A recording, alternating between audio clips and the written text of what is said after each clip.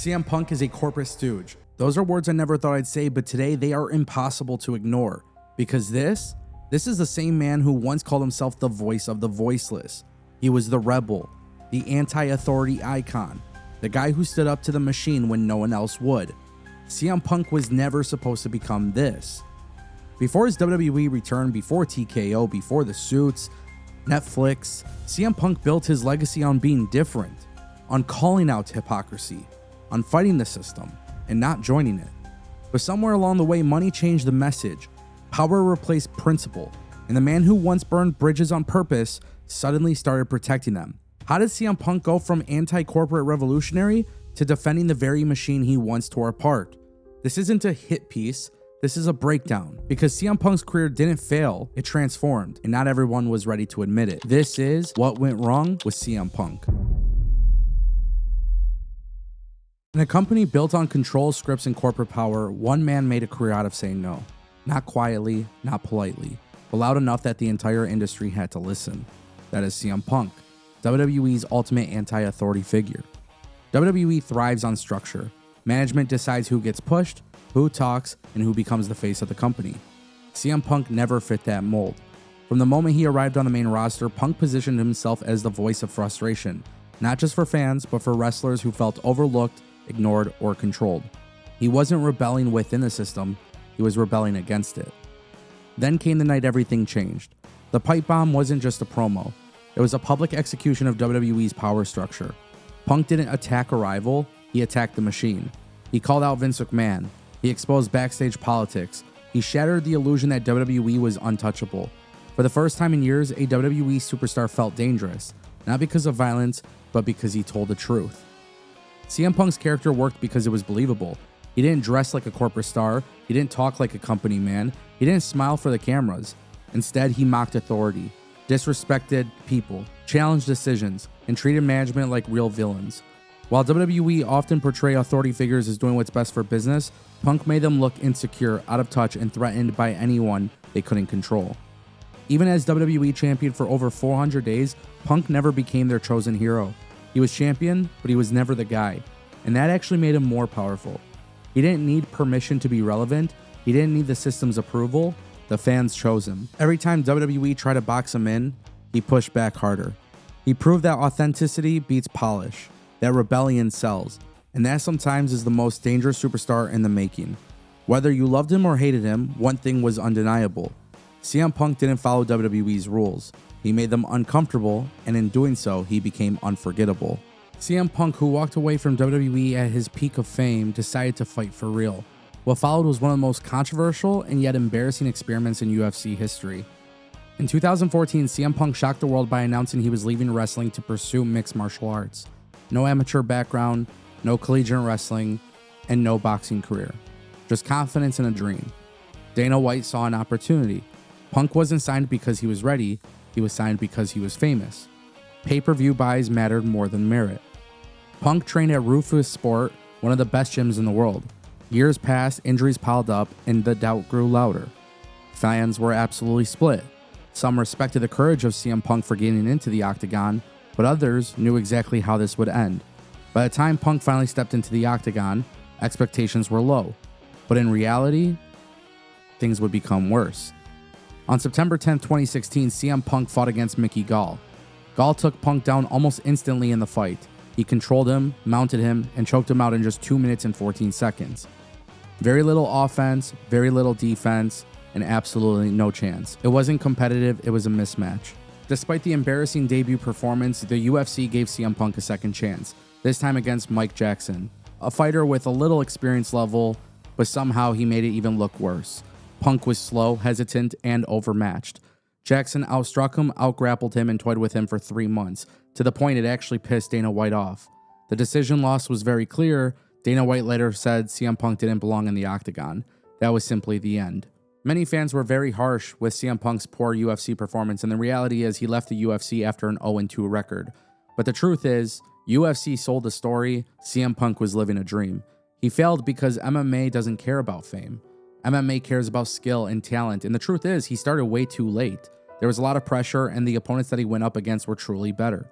He left MMA with an 0-2 record, and his run is remembered less as an inspiration, but more as a warning.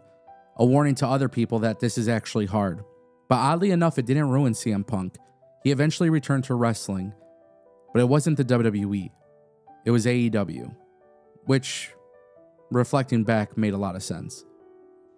After 7 long years away from the WWE and a failed UFC run, wrestling fans were super excited for CM Punk to join AEW in August of 2021. However, we quickly learned that the honeymoon phase would be over relatively soon. CM Punk joined AEW and immediately brought massive star power from his WWE days.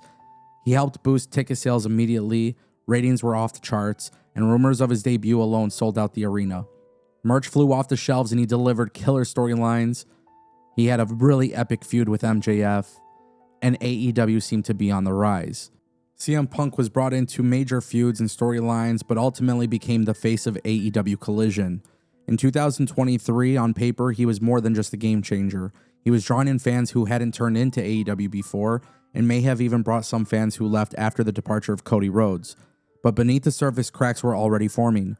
Punk didn't quite mesh with AEW's collaborative, indie-rooted culture, a company built by guys like the Young Bucks and Kenny Omega, who Punk dismissed early on as unlikely to succeed. Naturally, AEW and CM Punk seemed like the perfect fit. The guy who was anti-authority and seemed to oppose everything from a big corporate structure seemed to fit really well with a company that succeeded as the #2 challenger brand to the WWE. But one of the biggest roadblocks was injuries.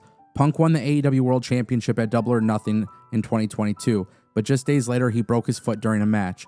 It sidelined him for months and forced an interim title. He returned only to tear his triceps in another bout. These setbacks not only shortened his title reigns, but disrupted major storylines and left fans frustrated. Dream matches against stars like Kenny Omega, Bryan Danielson, and the Bucks never fully materialized because of it. Punk's body just couldn't keep up with the high-octane style AEW demanded, turning his run into a stop-start affair. Now let's talk about the real killer, the backstage beef. It all exploded at AEW All Out in 2022. Punk unloaded in a now infamous media scrum, where he blasted his former friend Colt Cabana, Hangman Adam Page, for an unscripted promo shot, and the AEW EVPs and the Elite, calling them out for spreading rumors and poor management. Things got physical with the Young Bucks and Omega when they confronted him, leading to Brawl Out, a chaotic fight that resulted in suspensions for everyone involved. This wasn't just drama, it divided the locker room and fan base. With Punk's volatile personality going from 0 to 60, creating constant negativity, he even took shot at guys like Jon Moxley and Chris Jericho on social media, making others look bad and hurting careers. Punk stuck around because Tony Khan convinced him to lead AEW Collision, a new show meant to separate him from his rivals. But Punk saw AEW as not a real business focused on money, and he clashed with the company's ethics. He wanted to be the center of everything, dispensing wisdom that rubbed people the wrong way, and even banned certain wrestlers from Collision. Ratings for Collision stagnated, ticket sales were meh, even in his hometown of Chicago, and the us versus them mentality that he pushed put Collision against Dynamite, and it only deepened divisions. Punk's ego and trust issues didn't help. He was a multi-millionaire outsider demanding deference in a company built on collaboration, a company that wasn't willing to collaborate with him any further. Despite all the differences, AEW and CM Punk were able to come back together to get things back on track. However, it all came to a halt at AEW All In 2023 in London, where AEW drew a record crowd. Backstage, CM Punk clashed with Jack Perry over a spot involving real glass in a match. Jack Perry wanted to smash a car window for a pre-show bit, but Punk shut it down earlier, saying it wasn't happening on his show. Jack Perry went ahead anyway, taunting with real glass Cry Me a River. The confrontation ensued. Perry got in Punk's face. Punk choked him briefly, by his account, with no punches. Then he lunged at Tony Khan, calling him a clown and quitting on the spot. This led to a ultimate reveal of AEW showcasing the footage on live television. Tony Khan felt physically threatened and fired Punk with cause after investigation. This stole the spotlight from AEW's biggest event ever, turning Triumph into tabloid fodder. CM Punk's AEW exit was messy. He claims the company slandered him and that Tony Khan isn't a real boss. Meanwhile, AEW moved on, arguably stronger without the drama. However, the ratings have never returned to what it was with CM Punk in the company. Punk then returned to WWE, where it seems like he's thriving. But that's kind of where everything went wrong, right? When CM Punk shocked the world by returning to WWE at Survivor Series, it was a feel-good moment. It was in his hometown of Chicago and fans went crazy. However, there was a nasty reaction from Drew McIntyre and Seth Rollins, which made everybody believe that CM Punk would be a problem backstage in WWE. Now, WWE quickly found that the best way to turn this into a success story was by putting it into a storyline driven on TV. It led to some of the best TV in WWE, with CM Punk's return now garnering a positive response from fans. But that's kind of the issue. CM Punk knew that if he were to perform any way like he did in AEW in WWE, WWE brass would no longer keep him. It was widely known that this was CM Punk's last shot at redemption. Everybody was counting on CM Punk to come back to WWE and be the star that everybody knew he could be. But the reality is, the reputation from a failed UFC stint and a failed run in AEW, people were losing hope. Now, with CM Punk making his WWE return, WWE quickly maximized. Merchandise sales went through the roof. WWE ticket prices soared, but so did ticket sales. CM Punk finally found himself in the main event of WrestleMania. CM Punk finally had his dream achieved. CM Punk's WWE return led to an amazing response from TKO and the WWE leadership. They decided that CM Punk was worth the investment, and therefore put him in some of the biggest storylines throughout the years. Now, with CM Punk returning to WWE, it was his final shot, but it seems like everything was going right. But at what cost?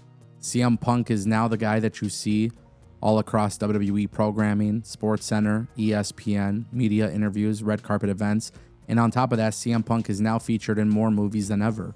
Recently doing a movie called Zootopia 2 with Roman Reigns. CM Punk is able to achieve this by becoming the WWE stooge. But respectfully, it all made sense. Many people have been offended by the fact that CM Punk chose to go this route in his career. CM Punk is getting movie opportunities and he's doing all of these amazing things all because of TKO and WWE being behind him. But a lot of people don't forget what CM Punk had said about WWE, the things that he said about Triple H many years ago. The truth is, CM Punk and AEW should have worked out on paper, but it didn't. And the reality is, for CM Punk to save his career, he finally had to cave in and conform to the WWE standards that were set by TKO. Now CM Punk is thriving in WWE. CM Punk is achieving many great things in WWE. And he's also achieving many things outside of WWE. But it didn't end there. CM Punk was also the bridge for AJ Lee to return to WWE. She's been largely absent from WWE programming for over 7 years. Many fans call CM Punk a fraud. Many fans feel like he sold his soul to WWE. Many fans feel like this is not the CM Punk that they remember. But the truth is, CM Punk was always wanting to be that guy. He just didn't like the way he had to do it in the past. And now it seems like with different leadership, CM Punk was able to achieve all these things. And whether or not we like it or agree, CM Punk has officially become the man. CM Punk has alluded to this several times in his career. This is what he wanted. And the fact that he finally got it is remarkable. But of course, people are outspoken, and people are definitely not happy with CM Punk. Now, depending on who you ask, the downfall of CM Punk in AEW, many people will blame AEW, and many people will blame CM Punk. I personally believe that CM Punk is one of the greatest of all time. And regardless of how he got there, I appreciate the fact that CM Punk has cleaned up his reputation and is ending his career on a positive note. If CM Punk ended his career in AEW the way it did, his career would be completely tarnished. And I genuinely believe that this was the best thing for business.